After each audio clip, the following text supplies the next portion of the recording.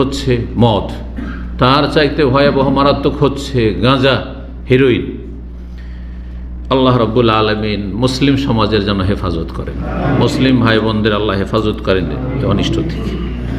এই সমস্ত কিছু মদ, গাঁজা, নেশাজাত দ্রব্য, ধূমপান ইত্যাদি এসব এমন কিছু যাতে মানুষের বিবেককে নষ্ট করে, বিবেক বুদ্ধিকে নষ্ট করে।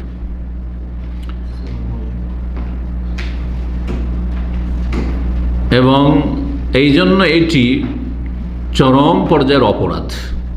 মানুষের আল্লাহ জ্ঞান বিবেক বুদ্ধি দিয়েছেন, তার হেফাজতের আল্লাহ দায়িত্ব দিয়েছেন। আল্লাহ আমাকে জ্ঞান বুদ্ধি দিয়েছেন, বিবেক দিয়েছেন, হিতাহিত জ্ঞান দিয়েছেন, হ্যাঁ, সুস্থ মস্তিষ্কের মানুষ, এটি আল্লাহর নিয়ামত। এই আল্লাহর নিয়ামতের হেফাজত করতে হবে। এই বিষয়টি আলোচনার ক্ষেত্রে সংক্ষেপে শুরুতে বলেনি যে 5টি বিষয় রয়েছে যেগুলিকে ফিকহের ভাষায় আদ-দারুরিয়াতুল খামস বলা হয়। 5টি এমন আল্লাহ প্রদত্ত নিয়ামত, যেই নিয়ামতগুলি মানুষের জন্য অত্যাবশ্যক। সুতরাং সেই নিয়ামতগুলি আল্লাহ দিয়েছেন, সেই নিয়ামতগুলি সংরক্ষণ করা প্রতিটি মানুষের জন্য ফরজ। এই 5টি নিয়ামত আমার আপনার কাছে আছে। একটি নিয়ামত হচ্ছে দিন, আর দিন মানে আল্লাহর মনোনীত দিন ইসলাম। হ্যাঁ, দিনই ইসলামের নিয়ামত সবচেয়ে বড় নিয়ামত, এর হেফাজত করতে হবে। এই জন্য কুফর, শিরক, নাস্তিকতা, মুনাফিকি সবচেয়ে বড় অপরাধ, সবচেয়ে বড় অপরাধ, কারণ দিন তাতে ধ্বংস হয়ে যায়। 2 নম্বর নিয়ামত হচ্ছে নফস, মানুষের প্রাণ, জীবন। দিনের পরে সবচেয়ে মূল্যবান নিয়ামত কি? মানুষের জীবন। জীবন রক্ষা করতে হবে। অনেক সময় জীবন রক্ষার জন্য দিনের ক্ষেত্রে ছাড় আছে, বহু ক্ষেত্রে ছাড় দেওয়া হয়েছে ইসলামে, জান বাঁচাবার জন্য। হ্যাঁ, দিনের হারামকে হালাল করে দেওয়া হয়েছে, ফরজকে তখন ফরজের ক্ষেত্রে ছাড় দেওয়া হয়েছে। জীবনের হেফাজত করা, প্রাণের হেফাজত করা, হিফজুন নফস। এই জন্য আল্লাহ রাব্বুল আলামিন অন্যকে খুন করাও হারাম করেছেন, আর আত্মহত্যাও হারাম করেছেন, এবং এটি শিরক কুফরের পরে সবচেয়ে বড় অপরাধ। 3 নম্বর নিয়ামত হচ্ছে নেমাতুল মাল, ধন সম্পদের নিয়ামত। ধন সম্পদ ছাড়া একদিন চলতে পারবেন না, কারণ কিছু খেতে হবে, কিছু পান করতে হবে। খেলেও পয়সা লাগবে, আর পান করলেও পয়সা লাগবে। দেশে পানি ফ্রিতে পাচ্ছেন, মনে করছে ফ্রি পানি, কারণ নলকূপে পয়সা লাগে না। হ্যাঁ, পানিটা যাতে স্বচ্ছ হয়, পরিষ্কার পরিচ্ছন্ন, সেই জন্য পয়সা খরচ করতে হয় না। যেখানে সেখানে পানি খেতে পারবেন, সুস্থ থাকবেন ওইভাবে। ধন সম্পদের নিয়ামতের হেফাজত করতে হবে। এই জন্য আল্লাহ রাব্বুল আলামিন কি হারাম করেছেন? চুরি হারাম করেছেন, ডাকাতি হারাম করেছেন, ছিনতাই হারাম করেছেন, অন্যের ধন সম্পদ বেঈমানি করা হারাম করেছেন, এবং এর জন্য দণ্ডবিধান নির্ধারিত করেছেন। চুরি করলে হাত কাটা হবে, ডাকাতি করলে তার জন্য 3 রকমের শাস্তির কথা আল্লাহ বলছেন। ইন্নামা জাযাউল ইউহারিবুনা আল্লাহ ওয়া রাসূলাহু ওয়া ইয়াসআউনা ফিল আরদি ফাসাদান আন ইউকাত্তালু আও ইউসাল্লাবু আও তুকাত্তা আইদিহিম ওয়া আরজুলুহুম। হয় তাদেরকে হত্যা করা হবে, ডাকাতদেরকে, সেটা সরকার, পাবলিক নয়, গণপিটুনি দিয়ে। আর না হলে শুলে চড়ানো হবে, আর না হলে তাদের হাত পা কেটে নেওয়া হবে। হ্যাঁ, আর না হলে কি করা হবে? ইউনফাউ মিনাল আরদ, অথবা দেশ থেকে তাদেরকে নির্বাসিত, তাড়িয়ে দেওয়া হবে। নির্বাসন দিয়ে যদি শাস্তি দেওয়া সম্ভব, না হলে জেলে ঢুকানো হবে। আজকালকার নির্বাসন হচ্ছে জেলে ঢুকিয়ে রাখো, প্রচুর। কারণ দেশ থেকে তাড়িয়ে দিলে তো অন্য দেশে গিয়ে আশ্রয় পেয়ে যাবে, হ্যাঁ, পাপের দেশে গিয়ে আরও বড় অপরাধী হয়ে যাবে। 4 নম্বর নিয়ামত হচ্ছে ইজ্জত আবরুর নিয়ামত। প্রতিটি মানুষের ইজ্জত সম্মান রয়েছে। হ্যাঁ, আছে না? যতই আপনি একবার নিম্নমানের মানুষ হন না কেন, তার একটা মান সম্মান আছে, নেই? একটা গরিবের মেয়ের মান সম্মান নেই, ইজ্জত আবরু নেই? অবশ্যই আছে। ইজ্জত আবরু আল্লাহর দেওয়া নিয়ামত, সুতরাং এর হেফাজত করা ফরজ। আর এটাকে যারা নষ্ট করবে তাদের জন্য শাস্তি রয়েছে।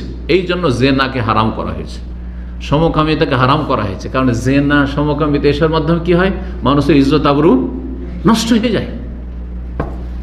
5 নম্বর নিয়ামতুল আকল, মস্তিষ্ক, বিবেক বুদ্ধি, হিতাহিত জ্ঞান। কত বড় নিয়ামত চিন্তা করুন। একজন মানুষ সেটা হারিয়ে দিলে ওর নাম হয়ে যায় কি? মজনুন, পাগল। হ্যাঁ, আর মদ খেয়ে যদি মাতাল হয়ে যায়, হুঁশ জ্ঞান রায়, মাতাল। মাতাল, জি। একজন মদখোর এখানে যদি মাতলামি করে, ওর কোনো সম্মান আছে? হ্যাঁ, ধাক্কাতে ওকে তাড়াই দেবে, তাই না? একটা পাগল যখন পাগল হয়ে যায়, আর তাকে বলে যদি এইভাবে ছেড়ে দেওয়া হয় তো ভয়, তখন তাকে শিকল দিয়ে বেঁধে রাখে তার হাত পা। কত বড় নিয়ামত তাহলে সেই ব্যক্তি হারিয়ে দিয়েছে। চিন্তা করুন তো দেখি, এই নিয়ামতগুলির কখন আমার মূল্যায়ন করেছি? কত করেছি? 5টি নিয়ামত, এই আকলের নিয়ামত, বিবেক বুদ্ধির নিয়ামতের হেফাজত করতে হবে।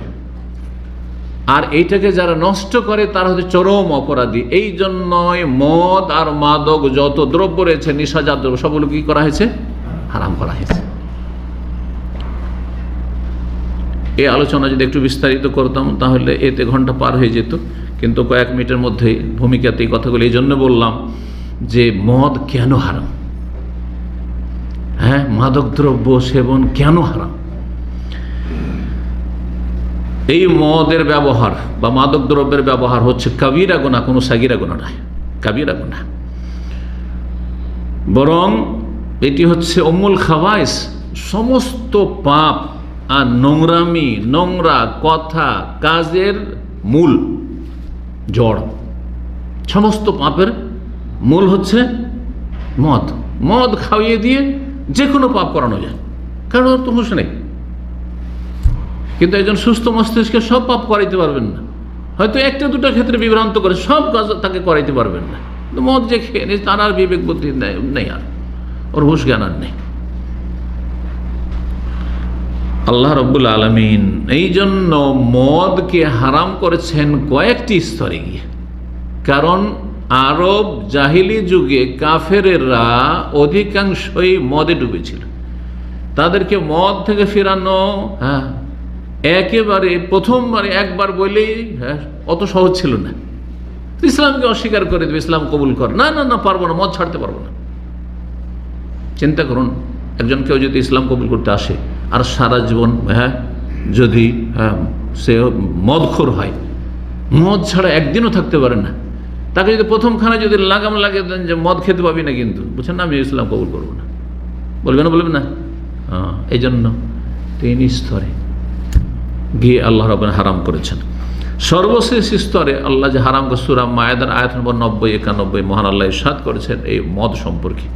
সবগুলি আয়াত দেখে নিয়ে আসলাম না এই মর্মে, সময়ের স্বল্পতার কারণে। ইয়া আইয়ুহাল্লাযীনা আমানু, হে ঈমানদারগণ, ইন্নামাল খামরু, নিঃসন্দেহে শুনে রাখো, মদ, খামর, ওয়াল মাইসিরু, জুয়া, ওয়াল আনসাবু, এবং প্রতিমা পূজা, ওয়াল আজলামু, এবং কোনো কিছু দিয়ে ভাগ্য নির্ণয় করা, যে ভাগ্য আমার ভালো না মন্দ, কোনো কিছুকে ভালো মন্দের মাপকাঠি মনে করা। সকালবেলা বেরোলেন আর দেখছেন যে একটা অ্যাক্সিডেন্ট হয়ে আছে, রাস্তায় দেখছেন নামতেই একটা মারাত্মক অ্যাক্সিডেন্ট, যাচ্ছিলাম সফরে, আজকে মনে হয় সফরটা ভালো হবে না, হ্যাঁ, যাবো না আজকে, ফিরে চলে এলেন। না, শিরক এটি, আর তুই আর তো শিরক। ভাগ্য নির্ণয় করতো জাহিলি যুগের লোকেরা তীর দিয়ে, কোনো কাজে বেরোইতো সফরে, তীর বের করতো, 3 রকমের তীর রেখে, তীরের কভার থেকে এফাল করো, তীর কি জানে, গায়েব জানে। ঠিক এই আকীদাই আপনি চিন্তা করছেন যে জাহিলি যুগের লোকের এরকম করতো। এখনো মুসলিম সমাজে টিকটিকি যদি টিক টিক টিক টিক করে, কি বলে, এই কথাটা ঠিক যে বলছিলাম না, আমার কথাটা ঠিক। তা আপনি তো সেম ওই জাহিলি যুগের ওই মক্কার কাফের মুশরিকদের মতোই আপনার আকীদা। কোথায় আছেন আপনি? অথচ আপনি নামাজ রোজা করছেন, এই নামাজ রোজা কি কাজ হবে শিরকি আকীদা নিয়ে?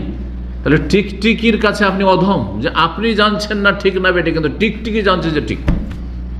টিকটিকির চাইতে এইরকম শিরকি আকীদার লোকেরা নিকৃষ্ট, এই কথাই তো আল্লাহ কোরআনে বলেছেন। চিন্তা করুন, আপনি ভালো করে বোঝার চেষ্টা করুন। এই সমস্তগুলি 4টি পাপের কথা বর্ণনা করার পরে বলছেন রিজসুন, এগুলি হচ্ছে নাপাক, অপবিত্র, মিন আমালি শয়তান, শয়তানের কর্মকাণ্ড। সুতরাং ফাজতানিবু, তা থেকে তোমরা বেঁচে থাকো, বিরত থাকো, লাআল্লাকুম তুফলিহুন, তাতেই তোমরা মুক্তি পাবে, পরিত্রাণ পাবে, এতেই সফলতা রয়েছে। মুক্তি পাবে আল্লাহর আযাব জাহান্নাম থেকে, এবং সফলতা লাভ করবে জান্নাত লাভের মাধ্যমে। তারপরে আরো সতর্ক করার জন্য, কারণ নাপাক শয়তানের কাজ, তারপরে বেঁচে থাকো, সফলতা আছে, এগুলোতে অনেকেই হয়তো কর্ণপাত করবে না, যাক সফলতা আছে, হইল না হইল। হ্যাঁ, তারপরে আল্লাহ বেঁচে থাকতে বলেছেন, সবটা কি আর পারি? যেমন আজকাল অনেকে বলছে কিন্তু মুসলিম সমাজের ইসলাম পুরোপুরি মেনে চললে এক পা চলা যাবে না, বলছে না? বলছে না, মানে কিছু মানবো সুবিধা মতো, কিছু মানবো কিছু মানবো না, বলতে পারে কেউ। শয়তানের কাজ, তুমি আল্লাহ তো শয়তানের কাজ মানুষ করে। হ্যাঁ, আমরা কি আর ওইরকম হইতে পেরেছি? আজকাল অনেক মুসলিম বলে না, আমরা কি সেই আলেমদের মতো হইতে পারবো, অথবা ওইরকম পরেজগার হইতে পারবো? কিছু করছি। আর নাপাক, মেলা নাপাকে তো জড়িয়ে আছে, যে কোনো পাপ তো নাপাক। আল্লাহ তখন বর্ণনা করে দিচ্ছেন তারপরে যে শোনো, এতে কি ক্ষতিগুলো, কিছু ক্ষতি তুলে ধরি। এ মদে ইন্নামা ইউরিদু শায়তান, শয়তান চায়, শয়তান সাথে জাহান্নামে নিতে চায়, জান্নাতে যেতে দিতে চায় না। ইউরিদু শায়তান কি চায় দুনিয়ায়? হে মুসলিম সমাজ, হে ইমানদারগণ, আইয়ুকিয়া বাইনাকুমুল আদাওয়াতা ওয়াল বাগদা ফিল খামরি ওয়াল মাইসিরি, মদ আর জুয়ার মাধ্যমে তোমাদের মাঝে শত্রুতা সৃষ্টি করতে চায়। যারা মদ খায়, মদ খেয়ে দেখবেন যে মারামারি ফাটাফাটি, কারণ মাতাল হয়ে আছে দুটি মদ খেয়ে। জুয়া খেলতে খেলতে মারামারি, লড়াই শুরু হয়ে গেল। এই শুনলেন মনে হয় কি স্ত্রী হেরে গেছে, টাকা পয়সা সব তো চলে শেষ হয়ে গেছে। বাজিতে কি হয়েছে? মদে না, এতে জুয়া খেলতে গিয়ে স্ত্রী হয়ে গেছে। ভারতের উত্তরপ্রদেশের ঘটনা, এই 2-4 দিন আগের ঘটনা। এটা আমরা ছোটকাল থেকে শুনতাম যে অনেকে জুয়া খেলতে খেলতে স্ত্রীকে হেরে যায়, যে এবার যদি হেরে যায় তো স্ত্রী দিয়ে দিলাম তোকে। আউযুবিল্লাহ, কত নিকৃষ্ট জালিয়ারা, কত নাপাক নোংরা এরা। শয়তান শত্রুতা পয়দা করতে চায় তোমাদের আপোষে, ওয়াসুদ্দাকুম আন যিকরিল্লাহ, এবং আল্লাহর জিকির থেকে তোমাদেরকে বাধাগ্রস্ত করতে চায়। আল্লাহর জিকিরের কাছে যেতে দেবে না, কোরআনের কাছে যেতে দেবে না, নামাজের কাছে যেতে, কারণ মাতালের কি নামাজ আর কি কোরআন, কি দিনই আলোচনা আসবে? আছে না, আসলে তার সেন্স নেই। ওয়ানিস সলাত, আর বিশ্বের সবচেয়ে গুরুত্বপূর্ণ জিকির সলাত, নামাজে বাধাগ্রস্ত করে তোমাদেরকে। ফাহাল আনতুম মুনতাহুন, তাহলে এই এতগুলি ক্ষতি আর এই সব ভয়াবহতা বর্ণনা করলাম। আল্লাহ বলছেন ফাহাল আনতুম মুনতাহুন, তোমরা মদ খাওয়া ছাড়বে না? ছাড়বে না? মাদক দ্রব্যের সেবন বাদ দেবে না? দেবে না? ফাহাল আনতুম মুনতাহুন, যখন এই আয়াত নাযিল হলো, মদিনায় নাযিল হয়েছে। আনাস রাদিয়াল্লাহু তাআলা বলছেন যে নবী সাল্লাল্লাহু আলাইহি সাল্লামের উপর এই আয়াত নাযিল হওয়ার পরে এই আয়াতের ঘোষণা শুনিয়ে দিলেন, আর তারপরে গলিতে গলিতে গিয়ে ঘোষণা করতে বললেন যে মদ হারাম করে দেওয়া হয়েছে, মদ খামরা কাদ হুররিমাত, মদকে হারাম করা হয়েছে, মদকে হারাম করা হয়েছে। কারণ মদিনার অলিতে গলিতে এখনো অনেকে আছে যারা মদ খায়, এখনো পুরোপুরি ছাড়েনি, যে নামাজের সময় খাবো না, বাকি রাত্রে, এরকম অনেকে ছিল। তখন মদের বড় বড় মটকা মাটির তৈরি করা ছিল, সবকে ভেঙে ফেললো। এমন হয়ে গেল যে এত মদ তৈরি করা ছিল, কত তাহলে মদ তৈরি ছিল চিন্তা করুন তো দেখি। ফাজারাত ফি সিকাকিল, মদিনার গলিতে গলিতে মদ বৃষ্টির পানির মতো বইছে, প্রবাহিত। কত মদ ছিল তাহলে।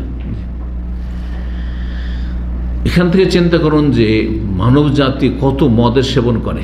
এখানেও মাঝে মাঝে অপরাধীগুলি ধরা পড়ে, ক্রাইম করে, মদের ফ্যাক্টরি ধরা পড়ে দামামের আশেপাশে, এই সাফা টাফা এগুলোতে বিভিন্ন সময় ধরা পড়ে। আর তারপরে সে খবরগুলি আমরা পাই, সে বিশাল বিশাল অনেকগুলি মটকা, কয়েকটা রোম ভর্তি, সেখানে মদের ফ্যাক্টরি রেখেছে, আর মদ তৈরি হচ্ছে। আল্লাহ রাব্বুল এদের অনিষ্টকে দূর করুন, এই খারাপ লোকগুলি থেকে আল্লাহ সৌদি আরবের মতো পবিত্র দেশকে পাক করুন। সূরা মায়েদা আয়াত নম্বর 90-91। রাসূলুল্লাহ সাল্লাল্লাহু আলাইহি ওয়াসাল্লামকে আল্লাহ পাঠিয়েছিলেন এই জন্য যে নোংরা বস্তুকে তিনি হারাম ঘোষণা করবেন আর পাক পবিত্র বস্তুগুলিকে হালাল করবেন।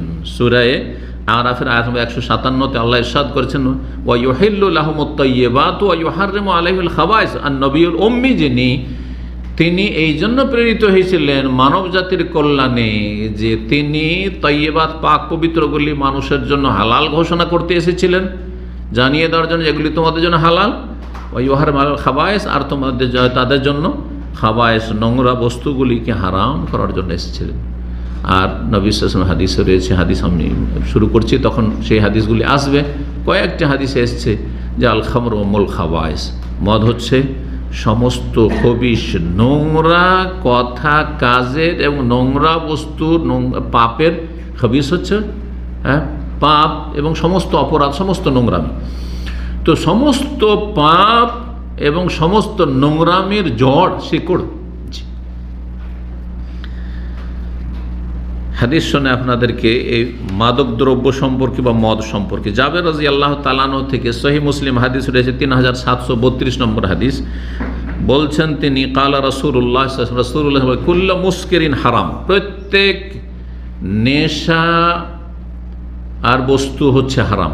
প্রত্যেক এমন বস্তু যাতে নেশা রয়েছে তা হচ্ছে কি করে, নেশাগ্রস্ত করে। প্রত্যেক এমন বস্তু যা নেশাগ্রস্ত করে মানুষকে তা হচ্ছে হারাম। নেশা মানে কি, এটার কিন্তু ব্যাখ্যার প্রয়োজন রয়েছে, কারণ বাঙালি জাতি আবার নেশার অর্থই বুঝে না, ভুল বুঝে।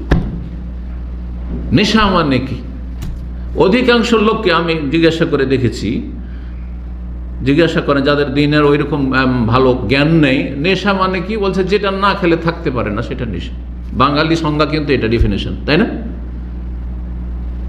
এই জন্য অনেক ভাইয়ের বাঙালিরা আছে যারা চা খায় না, চা খায় না, পানও খায় না, জর্দা তো খায় না, পানও খায় না, সাদা পানও খায় না, চাও খায়, চা পর্যন্ত খায় না।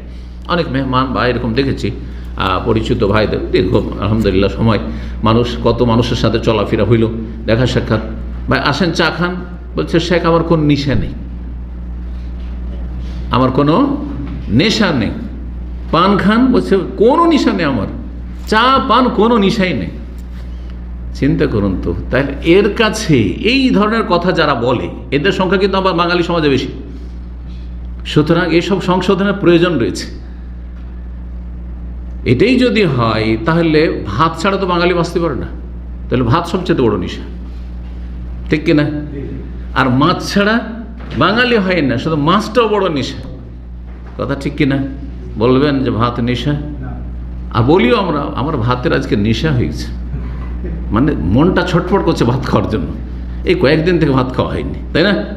বিশেষ করে সাদা ভাত, কারণ অনেক সময় আরব দেশে আমরা ওই লাল ভাত, তেলের ভাত একদিন এরকম হয়েই গেল হয়তো কার্যক্রমে, যার ফলে সাদা ভাত না খেলে মনটা যেন ছটফট করে। এটা তো নেশা তাহলে এই সংজ্ঞাতে, তাই না? তাহলে এগুলো হারাম নাকি? কুল্লু মুসকিরিন হারাম, যাতে নেশা সেটাই হারাম। এইভাবে যদি সংজ্ঞা করেন তো কোথা থেকে কোথায় হুকুম, ভাতকেও হারাম করে দিবেন আর মাছকেও হারাম করে দিবেন। হ্যাঁ, যেটাতে যাকে নবী সাল্লাল্লাহু আলাইহি ওয়াসাল্লাম এর সংজ্ঞা করে দিয়েছে, আল খামরু মা খামার আল আকলা, নেশা মদ সেটা যেটাতে মানুষের আকল বিবেককে ঢেকে ফেলে।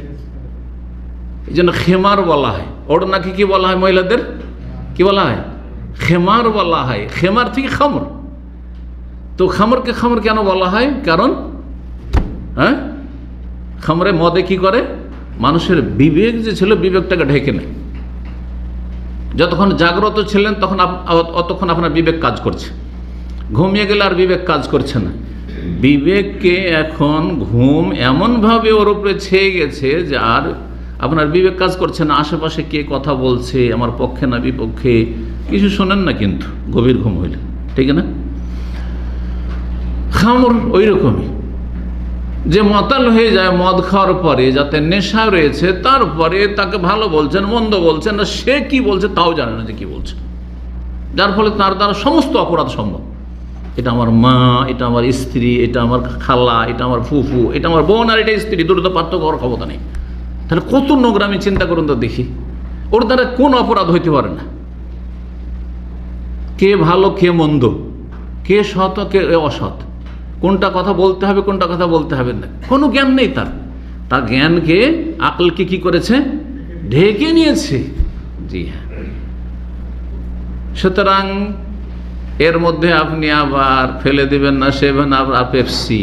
হ্যাঁ, ওই সব বক্তার ফতোয়া নেবেন না যে সেভেন আপ পেপসিও তো নেশা। না না না, নেশা হয়েছে। 7 আপ পেপসি যদি কেউ দুটার জায়গায় 4টা খেয়ে নেয়, একটা বড় বোতল খেয়ে নেয়, সে মরে যেতে পারে, হ্যাঁ মরে যেতে পারে। কিন্তু তার মাতলামি শুরু হয়ে যাবে 3-4টা খেয়ে নিয়েছে সেই জন্য, আর সে পাগল হয়েছে, তার বিবেকটাকে ঢেকে নিয়েছে, এটা হবে? তাহলে বোঝা গেল যে 7 আপ পেপসি তার অন্তর্ভুক্ত নয়। হ্যাঁ, যে বুঝেছে সে ভুল বুঝেছে। এই বুঝ কোনো আরব আলেম একজনও বুঝেনি। জি, এই ভ্রান্ত বুঝ। তো কুল্লু মুস্কিরিন হারাম, যাতে মানুষকে নেশাগ্রস্ত করে, বিবেক ঢেকে নেয়, হুঁশ জ্ঞান নেই। এত সুন্দর সুস্থ মস্তিষ্কে ছিলেন, আর এখন কিছুই আপনি উপলব্ধি করেন না, হারাম তাহলে খেয়েছেন আপনি।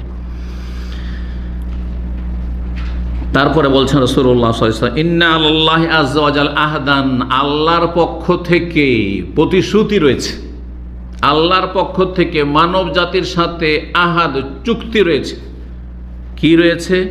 লেমাই ইয়াশরাবুল খামরা, ওই সমস্ত ব্যক্তি সম্পর্কে যারা মাদক দ্রব্যের সেবন করে, মদ গাঁজা খায়, আইয়াসকিয়াহু মিন তিনাতিল খাবাল, তাদেরকে তিনাতুল খাবাল পান করাবেন।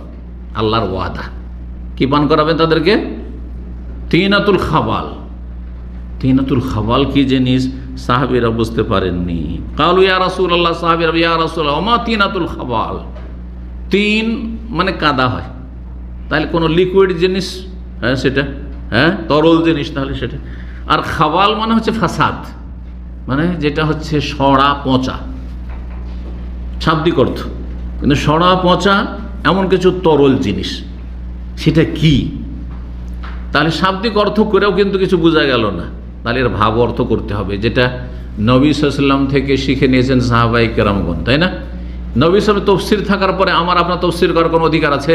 কোনো অধিকার নাই। কিন্তু কালা, সাহাবীরা জিজ্ঞাসা যখন করলেন, ইয়া রাসূলুল্লাহ ওমা তিনাতুল খাবাল, তিনাতুল খাবাল তো বুঝতে পারলাম না। কালা আরাকু আহলিন নার আও ওসারাতু আহলিন নার, বর্ণনাকারী সন্দেহ হচ্ছে আরাক বলেছিলেন অথবা ওসারা বলেছিলেন। জাহান্নামীরা যে জাহান্নামে জ্বলবে, জ্বলে জ্বলে যে রক্ত আর পুঁজ বেরোবে, সেই রক্ত পুঁজ, জাহান্নামীদের রক্ত পুঁজ কাকে খাওয়ানো হবে? এই মদখোরদেরকে, এই নেশাখোরদেরকে, জি এই গাঁজাখোরদেরকে। জি, সহিহ মুসলিমের হাদিস। 2 নম্বর হাদিস, আবু মালিক আশআরী রাদিয়াল্লাহু তাআলা আনহু থেকে বর্ণিত, তিনি বলছেন যে রাসূলুল্লাহ সাল্লাল্লাহু আলাইহি ওয়াসাল্লাম কাছে তিনি শুনেছেন, ইয়াকুল লা ইয়াশরাবান্না নাসু মিন উম্মাতিল খামর, আমার উম্মতের অনেক লোক আছে যারা মদ পান করবে, কিন্তু ইউসাম্মুনাহা বিগাইরি ইসমিহা, তার নাম বদলে দিবে। তার নাম পরিবর্তন হয়ে গেলে যদি বাস্তবতা পরিবর্তন না হয়, তাহলে হুকুম সেটাই থাকবে। এখন মদের নাম কেউ যদি মদ না বলে, অন্য কোনো নাম, আজকাল মেলার নাম হয়েছে, ইংরেজিতে মেলার নাম আছে, আরও বিভিন্ন ভাষাতে নাম আছে, এমনকি আরবিতে নাম আছে। মদখোররা মদকে আরবিতে কি বলে জানেন? শারাবের রুহি, হ্যাঁ আধ্যাত্মিক পানীয়, হ্যাঁ রুহানি পানীয়, কত চমৎকার নাম। হ্যাঁ, যেমন বেশ্যাদের খুব একটি চমৎকার নাম আজকাল আবিষ্কার করেছে। হ্যাঁ, কথা বোঝা গেছে? শিকলার লোকেরা যারা বলছে সব কিছুতে স্বাধীনতা, শুধু ধর্মীয় স্বাধীনতায় তারা বাধা দেয়, হেজাব করায় বাধা দেয়, বোরকা পরতে বাধা দেয়, দাড়ি রাখতে বাধা দেয়, কিন্তু ইসলামের শত্রুতা করে যা কিছু করুক না কেন, পাপ করে, তাতে কোনো বাধা নেই। বলছে যে যৌন স্বাধীনতা, বাক স্বাধীনতা, হ্যাঁ যৌন স্বাধীনতা, লজ্জা স্থান আমার, আমি যেখানে ইচ্ছা স্বামীকে দিলাম, নয় আর কাউকে দিলাম। হ্যাঁ, লজ্জা স্থান আমার, সুতরাং আমি স্ত্রীর কাছে গেলাম না আর কাউরির কাছে গেলাম। এটা হচ্ছে সেকুলারদের কথা, কথা বুঝে গেছে না? ব্যক্তি স্বাধীনতা, সাংবাদিকতার স্বাধীনতা বলছে না, ইসলামের বিরুদ্ধে বলে সাংবাদিকতার স্বাধীনতা, কিন্তু রাষ্ট্রপতি প্রধানমন্ত্রী সম্পর্কে যদি বলা হয়, কোনো রাজা সম্পর্কে যদি বলা হয়, তখন আর স্বাধীনতা নেই, তখন স্বাধীনতা কেড়ে নেওয়া হবে। এর নাম স্বাধীনতা? স্বাধীনতাই যদি হয় তাহলে যে কোনো বিষয় বলবো, শুধু ইসলাম ধর্ম সম্পর্কে।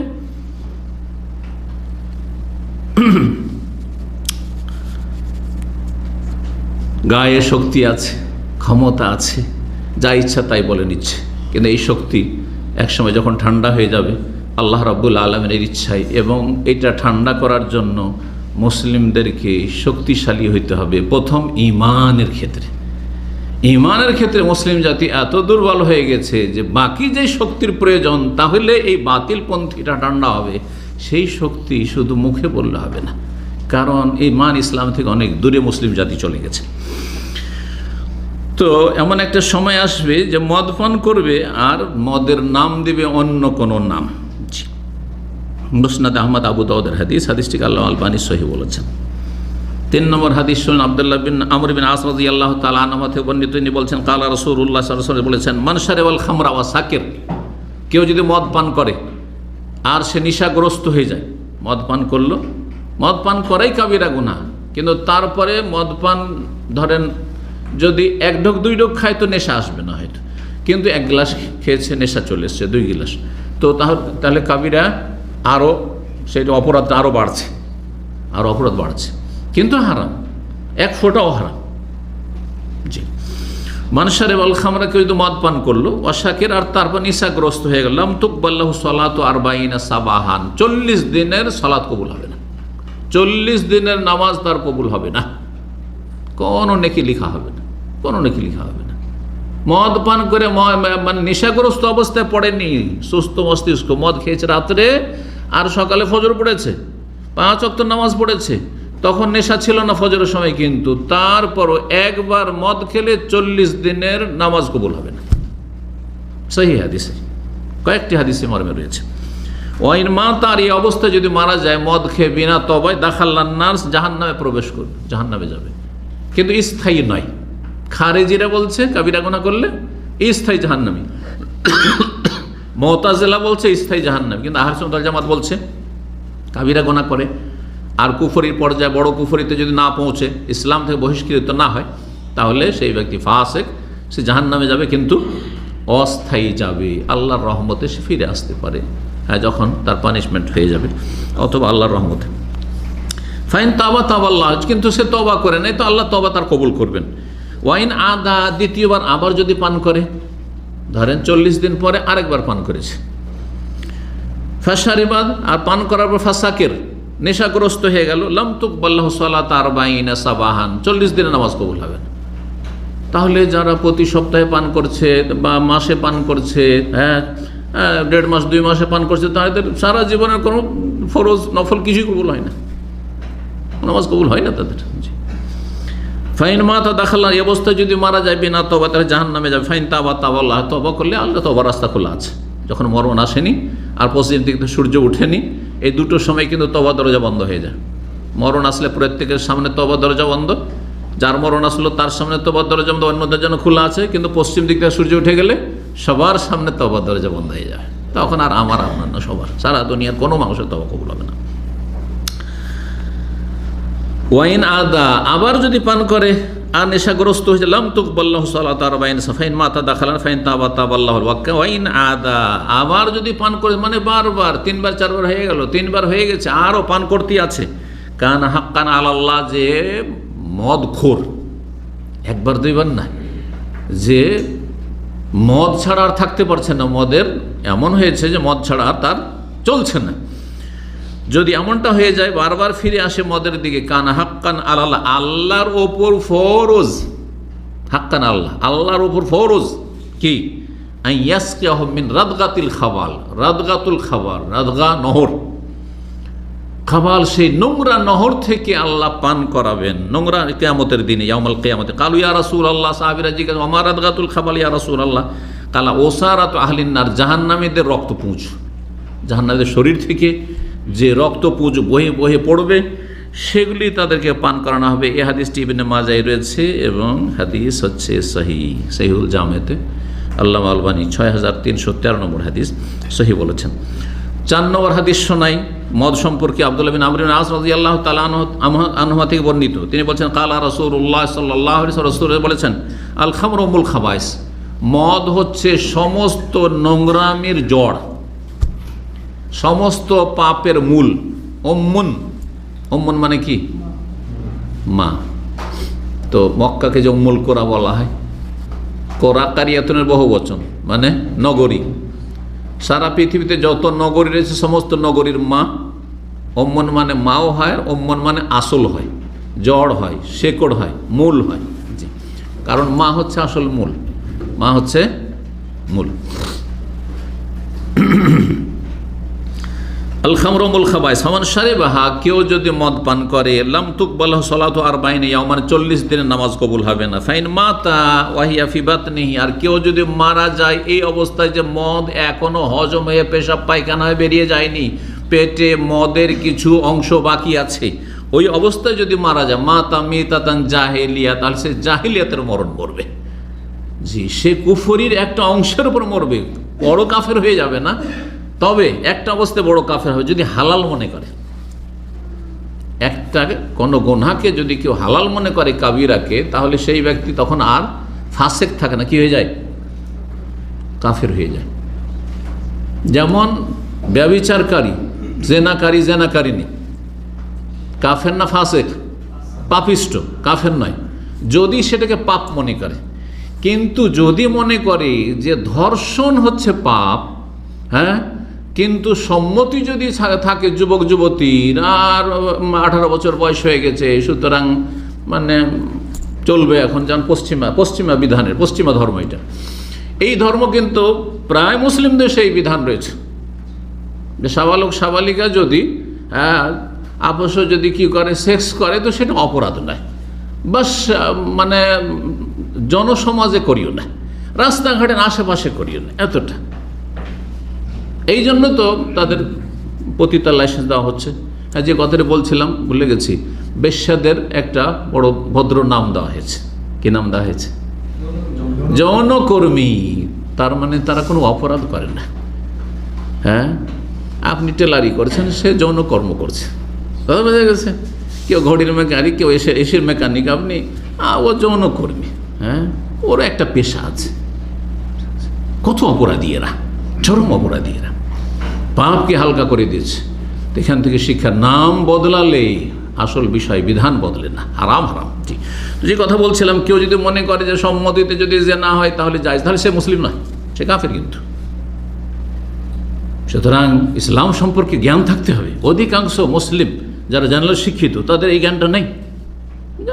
ছেলে সাবালক, মেয়েও সাবালিকা, অসুবিধা নেই, যা হয়ে সম্মতি থাকলে ধর্ষণ তো করেনি। আউযুবিল্লাহ মিনাশ শাইতানির, কাফের সে এই আকীদাতে, মুসলিম নয়। মদকে কেউ যদি হালাল মনে করে পান করে, তাহলে সেই ব্যক্তি মুসলিম থাকবে না, মুসলিম থাকবে না। জাহিলিয়াতের মরণ মরবে, মানে কাফের হয়ে মরবে।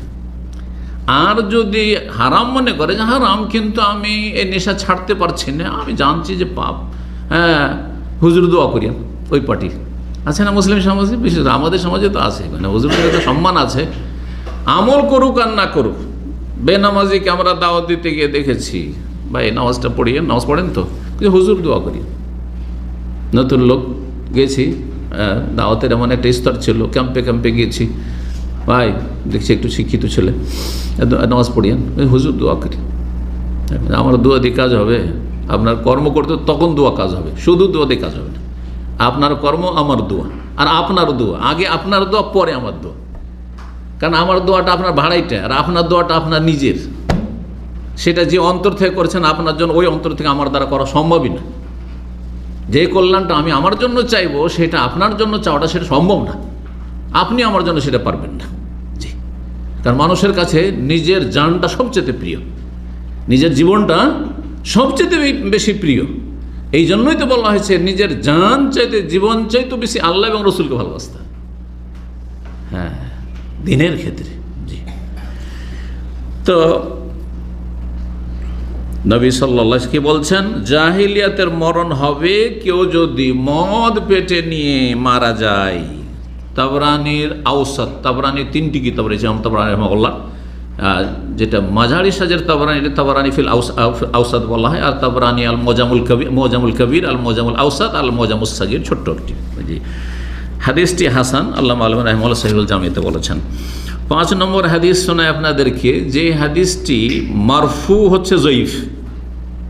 জয়ীফ হাদিস তো আমরা বয়ান করি না, কিন্তু যদি অবস্থা বয়ান করি তাহলে জায়েজ, 1 নম্বর কথা। 2 নম্বর কথা, যে মারফু জয়ীফ নামে, মানে নবী সাল্লাল্লাহু আলাইহি ওয়াসাল্লাম এই কথাগুলি বলেননি, কিন্তু মওকুফান অর্থাৎ সাহাবীর বক্তব্য, তিনি এই ঘটনাটি শুনেছেন, যেটি প্রাচীনকালে কখন এইরকম হয়েছে।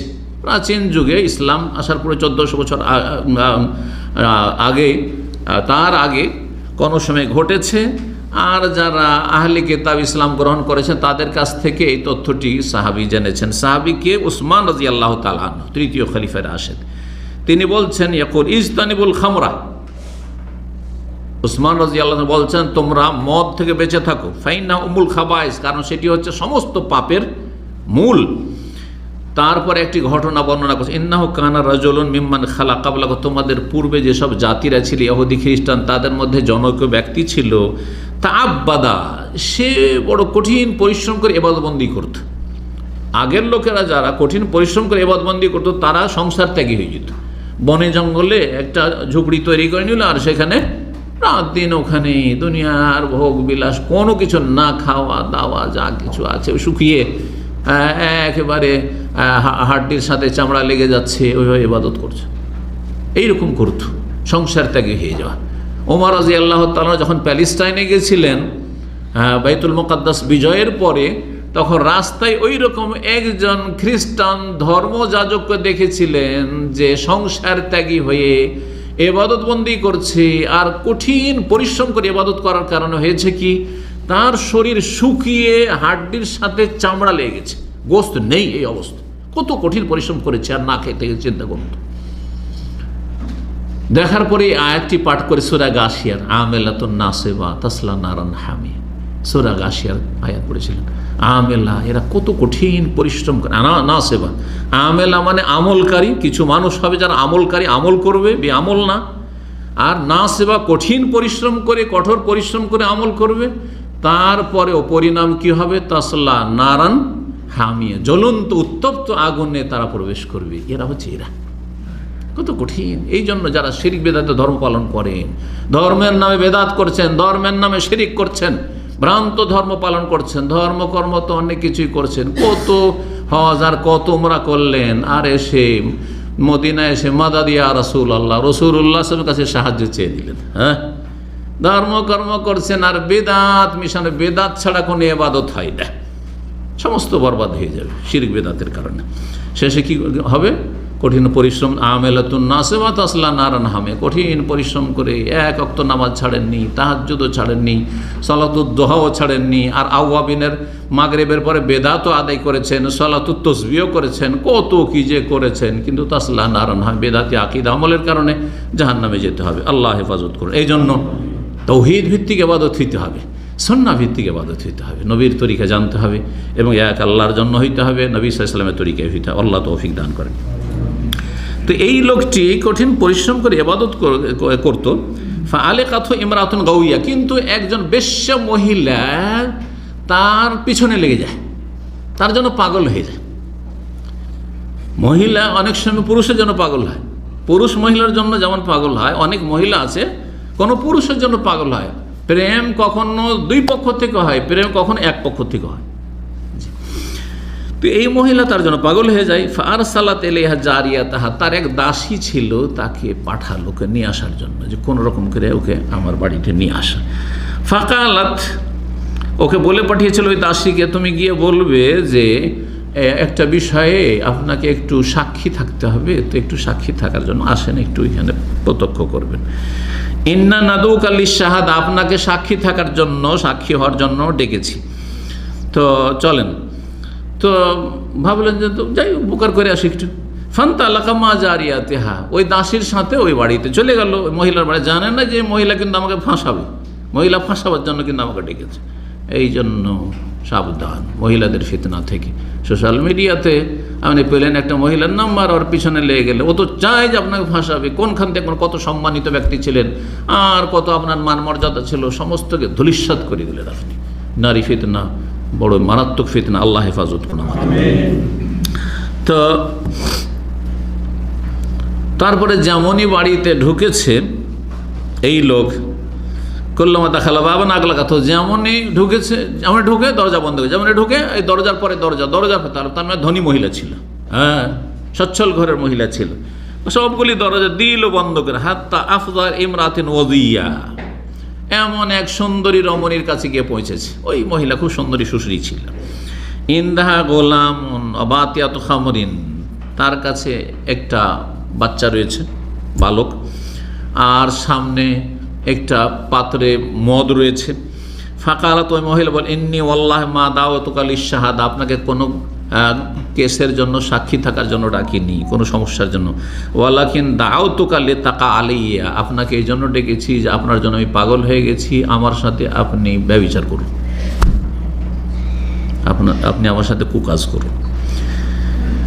আও তাশরাবা মিন হাযিল খামরা, আর যদি নারাজি হন, না করেন, তাহলে আর একটা অপশন হচ্ছে যে আপনি মদ খান, হয় ব্যভিচার করেন, আর না হলে মদ খান, কোনো একটা করতে হবে, না হলে যেতে দেবো না, ফাঁসিয়ে দেবো, এক সমস্যা। আও তাকতুল হাযাল গোলাম, আর একটা অপশন হচ্ছে, আর না হলে এই যে বালকটা আছে একে খুন করতে হবে, হয় খুন করো, না হলে কি করো, জেনা করো, না হয় খুন করো, আর না হলে মদ খাও। তিনটেই কাবিরা গুনাহ।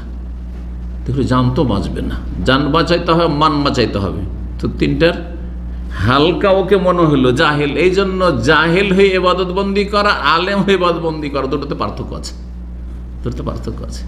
ইসলামের যার যত বেশি জ্ঞান থাকবে তত বেশি শয়তানের অনিষ্ট থেকে সুরক্ষিত থাকবে, আর যার যত কম জ্ঞান, অল্প জ্ঞান নিয়ে বেশি আমল করলেই কিন্তু ভ্রান্ত ধর্মের পথিক হইতে পারেন আপনি। তো এই লোক ভাবলো যে আমি তো ভালো মানুষ, কি করে বা জেনা করবো, আর কি করে বা খুন করব। তখন সে বলল যে ফাসকিনি মিন হাযাল খামর, ঠিক আছে একটু মদ দাও, তাহলে মদ খেয়ে নিয়েছে।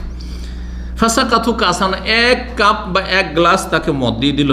কালা জিদুনি, খাওয়ার পরে পাগল হয়ে গেছে, বলছে আরো দাও, আরো দাও। ফালাম ইয়ারেম, থামে না, 2 গিলাস, 3 গিলাস, 4 গিলাস, গ্লাস পরে গ্লাস খেতে আছে। হাত্তা ওয়াকা আলাইহা, তারপরে মাতাল হয়ে গেছে। মাতাল হওয়ার পরে হুঁশ দিশা তো নেই, তখন ওই মহিলার সাথে জেনাও করলো, জেনা করলো, কিন্তু মাতাল, তখন হুঁশ দিশা তো নাই, তারপরে ওই বালকটিকে খুনও করলো। এক অপরাধে সবগুলি অপরাধ করে ফেললো। উম্মুল খাবাইস হইল কি হলো না? সমস্ত পাপের মূল। মদ খাওয়ার পরে যে কোনো পাপ হইতে পারে, যে কোনো অন্যায় হয়ে যেতে পারে, কারণ তার হুঁশ জ্ঞান কাজ করে না, বিবেক আর নেই, তার হারিয়ে ফেলেছে।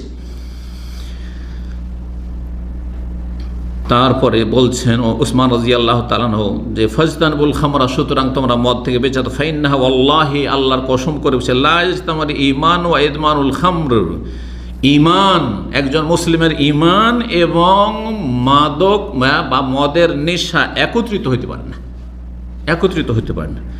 ঈমানও আছে, আপনি মুমিন মুসলিম, আর মদের নেশাও আপনার আছে, মদ ছাড়া থাকতে পারেন, এটা হইতেই পারে না। যদি হয় এইরকমটা, তো জানবে যে আর একটিকে তাড়িয়ে দেবে। আগে আপনি মুমিন ছিলেন, এখন মদের আপনার নেশা হয়ে গেছে, তার মানে ইল্লা লা ইউশিকু আন ইউখরিজা আহাদুহুমা সাহিবাহু, একটি আর একটিকে তাড়িয়ে দেবে। হয় ঈমানে আপনার মদের নেশাকে তাড়াবে, আর ঈমান যদি দুর্বল হয়ে পড়ে তার সাথে লড়াই করে, তাহলে ঈমানকে তাড়িয়ে দিয়ে আপনাকে কাফের, মুশরিক সব কিছু বানিয়ে দিতে পারে। যখন মদ খেয়ে নিয়েছে, তো মদ খাওয়ার পরে সেজদাও করতে পারে দেবদেবীকে, তার তো হুঁশ জ্ঞান কিছুই নেই, যা করতে বলবে তাই করে ফেলবে। মদ খাওয়া লোককে আশা করি আপনারা অনেকে দেখেছেন হয়তো, মদ খাওয়ার পরে ড্রেনে যে কাঁচড়া রয়েছে, কাঁচড়া দিয়ে খাচ্ছে। আউযুবিল্লাহ, আউযুবিল্লাহ। হাদিসটি সুনান নাসাইতে রয়েছে, আল্লাহ আলবানী হাদিসটিকে বলেছেন যে যায়ীফুন মারফুআন, নবী সাল্লাল্লাহু আলাইহি ওয়াসাল্লামের হাদিস বলে যে বর্ণনা করা হয়েছে সেখানে দুর্বল, কিন্তু সাহিহুন মওকুফান, উসমান রাদিয়াল্লাহু তাআলা আনহুর বক্তব্য, তিনি কারো কাছ থেকে শুনেছেন যারা নিউ মুসলিম, ইসলাম গ্রহণ করেছে খ্রিস্টান ধর্ম থেকে, তো এই মর্মে সহিহ হাদিস। 6 নম্বর হাদিস আপনাদেরকে শোনাই, যাতে নেশা আসে, অল্পতে নেশা আসবে না, কিন্তু নেশা আসার জন্য হয়তো মদ 1 গ্লাস বা তার বেশি লাগতে পারে, জানি না আমি, কিন্তু যদি কেউ অল্প করে পান করে সেটাও হারাম। এই মর্মে দলিল মুসনাদ আহমদে, আবু দাউদ, তিরমিজি, ইবনে হিব্বানে রয়েছে। জাবের রাদিয়াল্লাহু তাআলা আনহু বর্ণনা করছেন, বলছেন কালা রাসূলুল্লাহ সাল্লাল্লাহু আলাইহি রাসূলুল্লাহ বলছেন, মা আসকারা কাসীরুহু ফাকালিলুহু হারাম, যার বেশি পরিমাণে নেশা নিয়ে আসে তার অল্পটাও হচ্ছে হারাম, অল্পটাও হচ্ছে হারাম।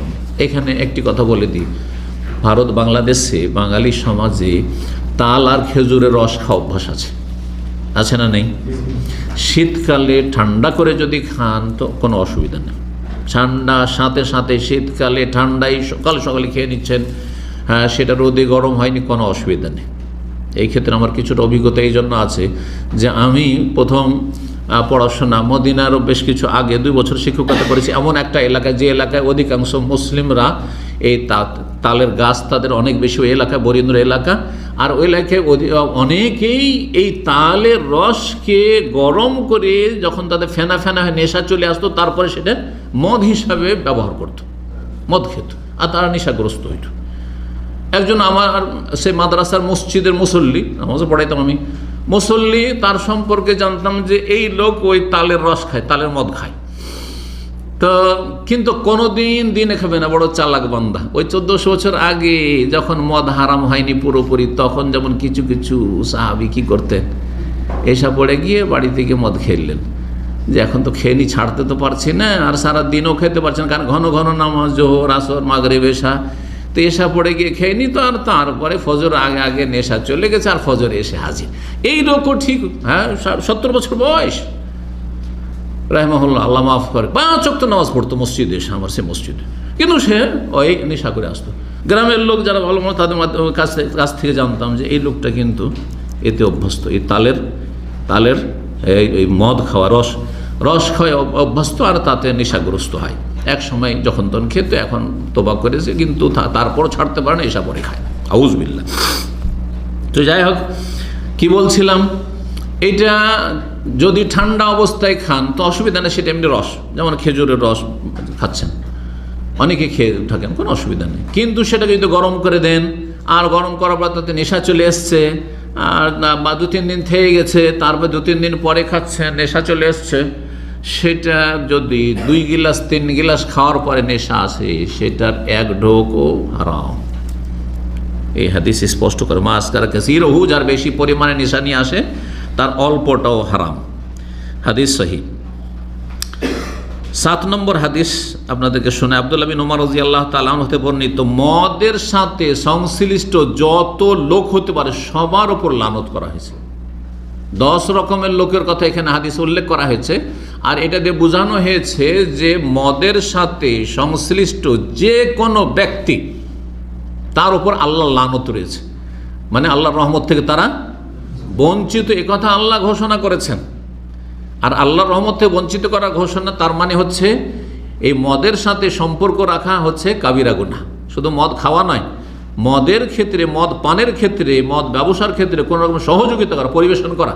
যেমন পশ্চিমা দেশে যেসব লোকেরা চলে যান, আর যাওয়ার পরে অশিক্ষিত মানুষ, তার এমন কোনো প্রফেশন নাই যে সেটা প্রফেশনাল কোনো কাজ পাবে, কাজ কাম পায় না, আর হালালে মন সন্তুষ্ট হয় না, পরিতুষ্টি হয় না, হালালে কত টাকা ইনকাম করবো, তখন কি করে, বা কিছুই পায় না, কি করে, রেস্টুরেন্টে, ইউরোপে গিয়ে, আমেরিকায়, কানাডা গিয়ে, অস্ট্রেলিয়া, রেস্টুরেন্টে চাকরি করে। আর রেস্টুরেন্ট মানে সেখানে মদ, আমি মদ খাই না, তো কি করে, মদ পরিবেশন করে।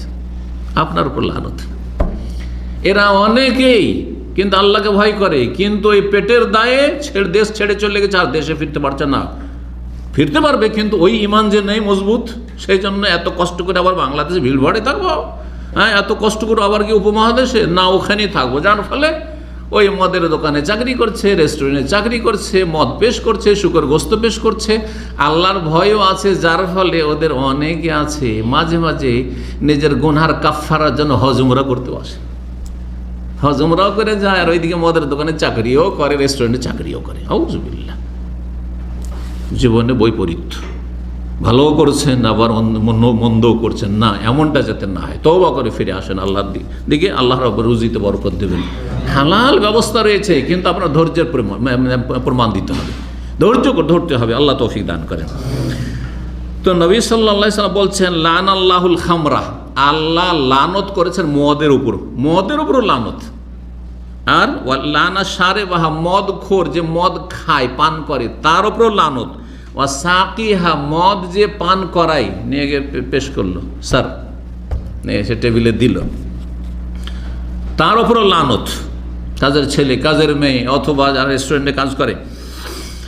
ও আসে রাহা, আর যে মদ কি করে, মদের রস তৈরি করে, মদ তৈরি হয় বিভিন্ন জিনিস থেকে, তার মধ্যে একটা ফলমূল থেকে হয়, ফলমূল রস থেকে, যে সেই রসটা জুস করলো, সেই জুসটা তৈরি করলো, আর জানছে উদ্দেশ্য কি তৈরি করার, যে এটা মদ তৈরি হবে, সেই জন্য তৈরি করা হচ্ছে। সুতরাং কেউ যদি খেজুরের রস, হ্যাঁ, আপনার যে কাজগুলি করে, খেজুর গাছ উঠে বা তালের গাছ উঠে সেই রসটাকে নামায়, আর তারপরে যাদেরকে দিচ্ছে, বিক্রি করছে বা যাদের জন্য নিয়ে যাচ্ছে, জানছে যে এরা কি করবে, এটা মদ হিসাবে ব্যবহার করবে, যখন নেশা আসবে তখন পান করবে, তাহলে তার উপরও লানাত। আসেরাহা, যে কি করলো, আসেরাহ মুতাসিরা, আসের আর মুতাসির দুটো শব্দ কাছাকাছি শব্দ, এই জন্য এর ব্যাখ্যা করতে গিয়ে ওলামারা বলেছেন যে একজন বলল যে আমার জন্য তুমি কি করো, কিছু ফল ফ্রুট জুস করো, অর্ডার করলো, আর আরেকজন করলো। আর যে মুতাসির সে নিজেই করলো, নিজের জন্য করলো, নিজেই সরাসরি নিজেই সেই জুসটা তৈরি করলো, তারপরে সেটা মদ হিসাবে ব্যবহার করলো। অবায়াহা, আর যেই ব্যক্তি সেলসম্যান, মদের সেলসম্যান। অমুবতাহা, খরিদ্দার, যেই ব্যক্তি ক্রয় করলো। ও হামেলাহার, যেই ব্যক্তি বহন করলো, নিয়ে আসলো। অল মোহামুলাত, যার কাছে বহন করে নিয়ে যাওয়া হইল। সৌদি আরব মদ বিক্রি হয় কীভাবে জানেন? একবার আমাদের এক কলিগ দাহি ভাই দেখে নিয়েছে, একজন আসলো, আসার পরে ওই ডাস্টবিনের পাশে ঘোরাঘুরি করছে এর নিচে, এখানে ঘোরাঘুরি করছে, অনেক বছর আগের কথা বলছে। তো ঘোরাঘুরি করতে করতে কি একটা যেন ডাস্টবিনে রেখে দিল। ডাস্টবিনে মানুষে ভাববে যে কি কোন কিছু ফেললো, হ্যাঁ, ডাস্টবিনে কোনো ময়লা কাঁচড়াই ফেললো, ডাস্টবিনে রেখে দিল। তারপরে ও কিন্তু দাঁড়িয়ে আছে, একটু সন্দেহ হচ্ছে যে এখানে ঘুরফির করছে, এদিক ওদিক তাকাচ্ছে, তারপরে কেন কাঁচড়া ফেলবে, কারো দিকে তাকাবে না, ফেলে দিয়ে চলে যাবে, তাই না? তো ওই দিক ওদিক দেখার পরে রেখে দিয়ে চলে গেল, তারপরে ফেলে দিয়ে। একটু পরে আরেকজন আসছে, শিক্ষিত লোক, তার চেহারা দেখে মনে হচ্ছে একজন শিক্ষিত লোক। আর আসার পরে সে ডাস্টবিনে হাত দিয়ে উঠিয়ে নিয়ে চলে গেল, টেলিফোন করা আছে যে ওই মুখ ডাস্টবিনে ফেলে এলাম দুনিয়া। যারা অসৎ চরিত্রের লোক এই দেশকে কিভাবে ধ্বংস করার চেষ্টা করছে, আল্লাহ এদেরকে নির্মূল করুন, এদেরকে নিশ্চিহ্ন করুন আল্লাহ রাব্বুল আলামিন। তাদের ভাগ্যে যদি হেদায়েত থাকে, আল্লাহ তুমি তাদেরকে হেদায়েত দান করো। তো যার কাছে বহন করা হবে, যে বহন করবে, ও আকেলা সামানে, হার যে এর মূল্য খেলো। একজন হয়তো বড় পয়সাওয়ালা, এইসব বড় বড় যে মদের পয়সা, বড় বড় ফ্যাক্টরি ধরা পড়েছে, এর পিছনে কিন্তু বড় কোনো ব্যক্তি আছে, ও বসে আছে, ওর নামে শুধু চলছে, ওর ইশারা ইঙ্গিতে কোথায় থেকে কোথায় পাস করে সেইগুলো চলছে। হেরোইন গাঁজার ক্ষেত্রে এইরকম হচ্ছে। তো আল্লাহ হেফাজত করুন, তার ওপর লানত রয়েছে। সমস্ত উদ্দেশ্য হচ্ছে এই হাদিসের 10 রকমের কথা উল্লেখ করার পরে যে এই রকম যে কোনো রকমের সম্পর্ক, ভাষ্যকারগণ এই হাদিসে ব্যাখ্যা করতে গিয়ে বলেছেন, এমনকি মদের আপনার কেনা বেচা হচ্ছে, সেখানে একজন সাক্ষী, হ্যাঁ, লিখিত, সেখানে উদাহরণ সাইন করতে হবে, কেউ সাইন করলো, কেউ যে কোনো রকমের সহযোগিতা হোক না কেন। মদের ক্ষেত্রে সে ক্লার্কের কাজ করছে, অফিসিয়াল কাজ করছে, কম্পিউটারে সে কি আসলো, এন্ট্রি করছে, তারপরে এই যে যারা স্টোর কিপার ইত্যাদি সমস্ত কিছু যারাই এর সাথে সম্পর্ক রাখবে সবার উপর লানত রয়েছে, আল্লাহর রহমত থেকে এরা বঞ্চিত। 8 নম্বর হাদিস, আর এই হাদিসটি দিয়ে শেষ করছি, হাদিস আমার শেষ। নবী সাল্লাল্লাহু আলাইহি ওয়াসাল্লাম বলেছেন, লা তাশরাবিল খামরা, মদ খেও না তোমরা, মদ খেও না, ফাইন্নাহা মিফতাহু কুল্লি শার, প্রত্যেক অনিষ্ট, প্রত্যেক মন্দ, প্রত্যেক অনিষ্ট, প্রত্যেক পাপের চাবি হচ্ছে মদ, প্রত্যেক অন্যায়ের চাবি হচ্ছে মদ। ইবনে মাজাহ এই হাদিসটি রয়েছে, এবং হাদিসটিকে আল্লামা আলবানী রাহিমাহুল্লাহ 7334 নম্বর হাদিস সহিহুল জামেতে সহিহ বলেছেন। মদের ক্ষতিকর দিকগুলি কিন্তু কোরআনে কারীমের আয়াতের আলোকে আমি উল্লেখ করেছি, আবার সেগুলি রিপিট করে দিয়ে আলোচনা আজকে শেষ করছি। 1 নম্বর, আল্লাহ কি বলেছেন? রিজসুন, মদ হচ্ছে নাপাক। নাপাকি 2 রকমের, এক হচ্ছে নাজাসাতুল আইন, যেমন রক্ত, নাপাক না? নাপাক নয়, হ্যাঁ, রক্ত যদি গায়ে লাগে নাপাক হবে না? পেশাব, পায়খানা, হ্যাঁ, শুকরের গোশত, নাজাসুল আইন, শরীরে লাগলে, কাপড়ে লাগলে নাপাক হয়ে যাবে। মদ কাপড়ে লাগলে নাপাক হবে কিনা মাসলা ইখতিলাফ রয়েছে। তাহলে এই নাজাস মানে নাজাসে আইন যদি না হয়, তাহলে অনুভূত যে হিস্সি নাপাকি না থাকলে এটি হচ্ছে হুকমে বিধানগত নাপাক, যে এটি হচ্ছে নোংরা বস্তু, নোংরা বস্তু। যেহেতু মাসলা ইখতিলাফ রয়েছে যে আসলে মদ নাপাক কিনা, রক্ত, পেশাব, পায়খানার মতো। 2 নম্বর হচ্ছে আল্লাহ কি বলেছেন? মিন আমালি শয়তান, কাজটি কার? শয়তানের কাজ, ভালো মানুষের কাজ হইতেই পারে না, কারণ এটি হচ্ছে শয়তানের কাজ। আর শয়তান সবসময়, হ্যাঁ, মানুষের কি করে? ভালাই করে ইন্নাহু লাকুম আদুউম মুবিন, ইন্নাশ শায়তানা লাকুম আদু, শয়তান তোমাদের শত্রু, ফাত্তাখিযু আদুওয়া, শত্রুকে শত্রুই ভাবিও। শত্রুকে যদি শত্রু না জানো তাহলে কখন যে ক্ষতি করে দেবে বুঝতেই পারবেন না, কিন্তু শত্রুকে আগে থেকে যদি জানা থাকে তাহলে ওকে কোনো রকমের লিফটই দেবেন না, চান্সই দেবেন আপনার কাছে আসার। 3 নম্বর আল্লাহ কি বলেছেন যে ফাজতানিবুহ, বেঁচে থাকো, হ্যাঁ বেঁচে থাকো, আল্লাহ নির্দেশ এই মদ থেকে বেঁচে থাকো। তাতে না বেঁচে থাকলে কি হবে? সর্বনাশ হবে। আর বেঁচে থাকলে লাআল্লাকুম তুফলিহুন, সফল হবে, জান্নাত লাভ করতে পারবে যদি মদ থেকে বেঁচে থাকো। আর সফলতা লাভ করবে না, জাহান্নামে যেতে হবে যদি মদ পান করো। এই আয়াত দ্বারা স্পষ্ট হয়েছে।